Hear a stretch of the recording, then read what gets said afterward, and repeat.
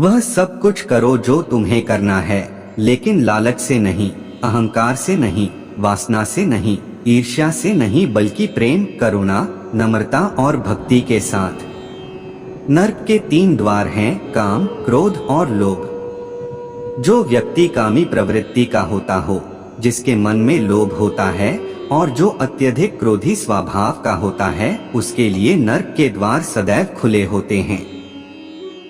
अर्थात ऐसे व्यक्ति को तो सिर्फ नरक में ही जगह मिलती है। जो आप चाहते हैं उसके लिए नहीं लड़ते हैं, तो जो खोया उसके लिए मत रो।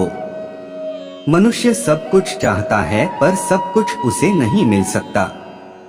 आपको जो नहीं मिला उसके लिए पश्चाताप मत करो, और जो आपसे खो गया, जो आपसे अलग हो गया, उसके लिए निराश भी मत हो। हर व्यक्ति श्री कृष्ण से जुड़ा है और श्री कृष्ण हर व्यक्ति से जुड़े हैं। वही हमारे आदि, मध्य और अंत है।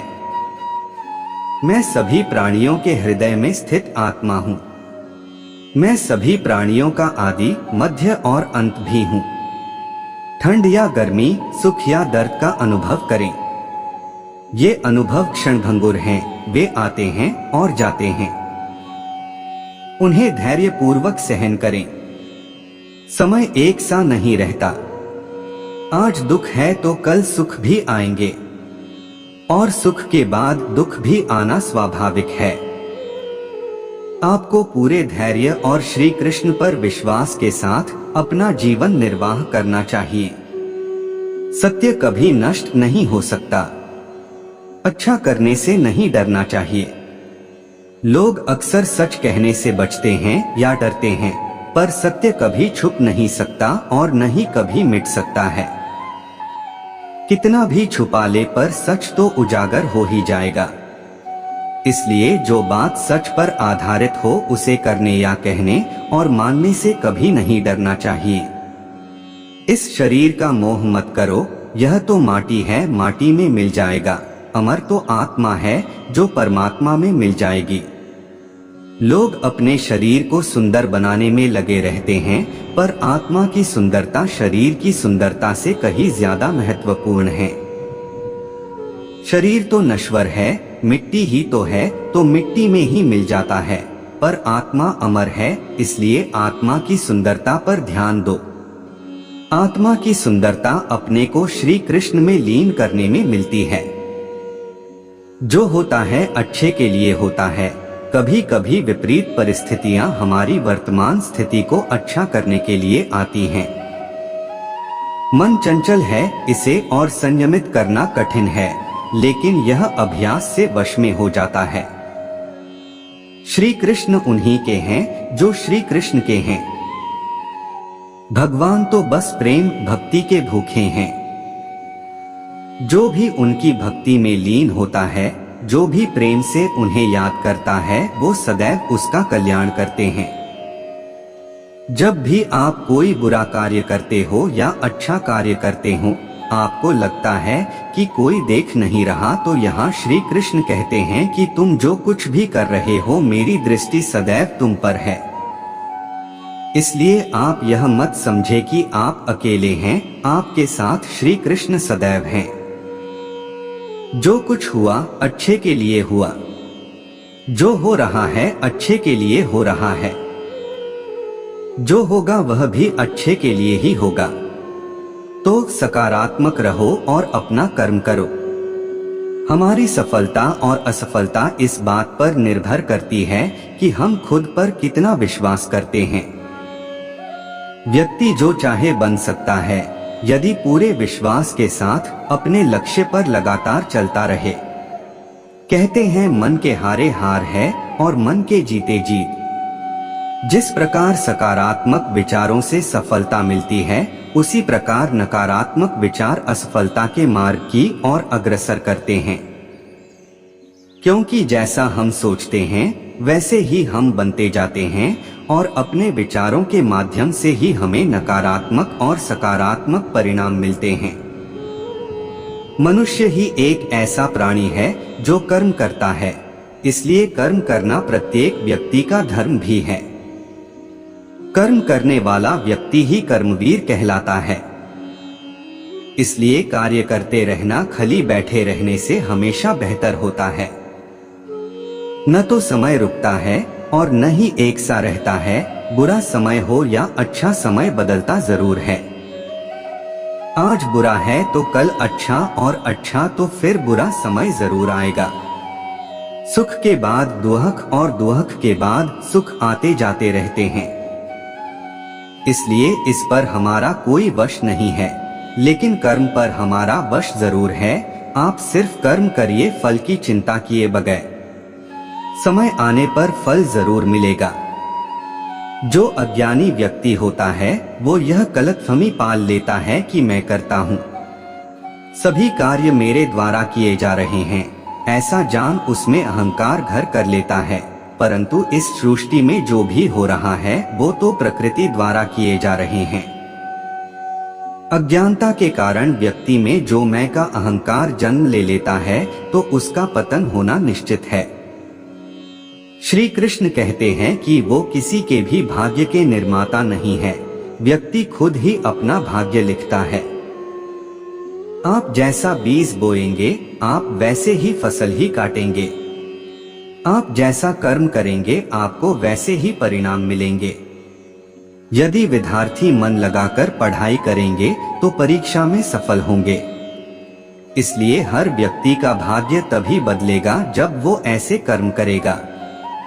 मन उन लोगों के लिए दुश्मन की तरह काम करता है जो इसे नियंत्रित नहीं करते हैं, और जिसने अपने मन को जीत लिया है उसके लिए मन सबसे अच्छा मित्र है। क्रोध में इंसान भ्रमित हो जाता है और भ्रम से बुद्धि व्यग्र हो जाती है और अपने गलत फैसले के चलते उसका पतन शुरू हो जाता है। आत्मा विनाश से परे है। कोई भी उस आत्मा का अंत नहीं कर सकता जो अनंत है। खुशी मन की एक ही अवस्था है जिसका बाहरी दुनिया से कोई लेना देना नहीं है।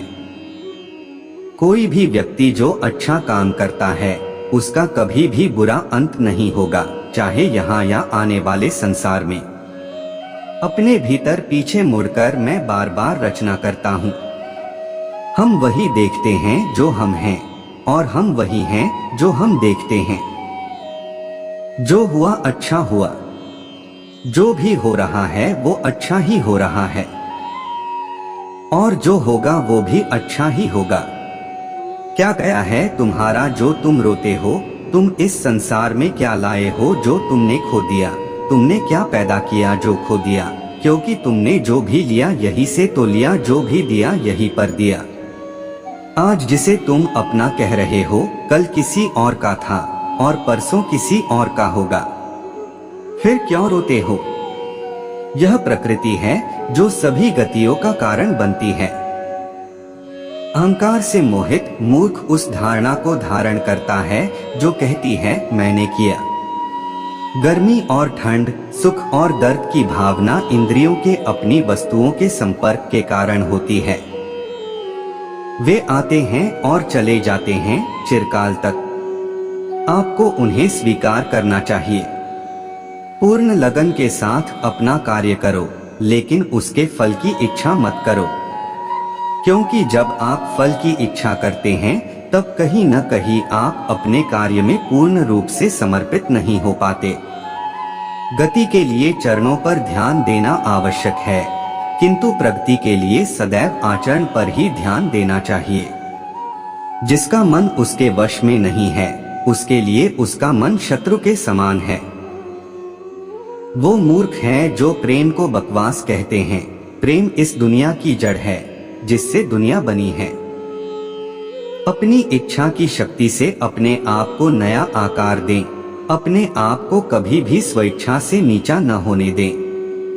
बुद्धिमान अपनी चेतना को एकीकृत करते हैं और कर्म के फल के प्रति आसक्ति को त्याग देते हैं। हम जो कुछ भी हैं वह हमने जो सोचा है उसका परिणाम है। हम अपने विचारों से बने हैं, हम अपने विचारों से ढाले जाते हैं। ऐसा कोई समय नहीं था जब मैं नहीं था, न आप न ही इनमें से कोई राजा। नहीं कोई भविष्य है जिसमें हम नहीं रहेंगे। जिस प्रकार इस शरीर में रहने वाला बचपन, युवावस्था और वृद्धावस्था से गुजरता है, उसी प्रकार मृत्यु के समय वह केवल दूसरे प्रकार के शरीर में प्रवेश करता है। बुद्धिमान इसके बहकावे में नहीं आते। तुम अपने आप को मुझे अर्पित करो, यही सबसे उत्तम सहारा है। जो इसके सहारे को जानता है वह भय, चिंता, शोक से सर्वदा मुक्त है। सभी स्वार्थी इच्छाओं पर काबू पाना पर्याप्त नहीं है, स्वामित्व और अहंकार को वश में करना भी आवश्यक है। कर्म मुझसे नहीं चिपके रहते क्योंकि मैं उनके परिणामों से जुड़ा नहीं हूँ। जो लोग इसे समझते हैं और इसका अभ्यास करते हैं वे स्वतंत्रता में रहते हैं। जो मनुष्य प्रकृति के गुणों से अनासक्त है और जो पूरी तरह से दिव्य ज्ञान में स्थित है, उसका कार्य पूरी तरह से परात्परता में विलीन हो जाता है। आत्मा अमर है, न तो इसे कोई शस्त्र काट सकता है और न ही अग्नि इसे जला सकती है। जल इसके तेज को बुझा नहीं सकता और न ही वायु इसे सुखा सकती। किसी और के जीवन की नकल को पूर्णता के साथ जीने की तुलना में अपने भाग्य को अपूर्ण रूप से जीना बेहतर है। आप बुराई से कुछ समय के लिए बच सकते हो, लेकिन बुराई तो तुम्हें हजारों की भीड़ में भी तुम्हें ढूंढ लेगी, जैसे गायों की झुंड में बछिया अपने माँ को ढूंढ लेती है। जीवन में सुख ही सुख है यदि हम आशाओं का त्याग कर दें। जीवन में आधे दुख का कारण आशाएं बड़ी होना है। आपको अपना निर्धारित कर्तव्य करने का अधिकार है, लेकिन आप कर्म के फल के हकदार नहीं हैं। अपने कार्यों के परिणामों का कारण स्वयं को कभी न समझें और कभी भी अपने कर्तव्य को न करने के प्रति आसक्त न हो।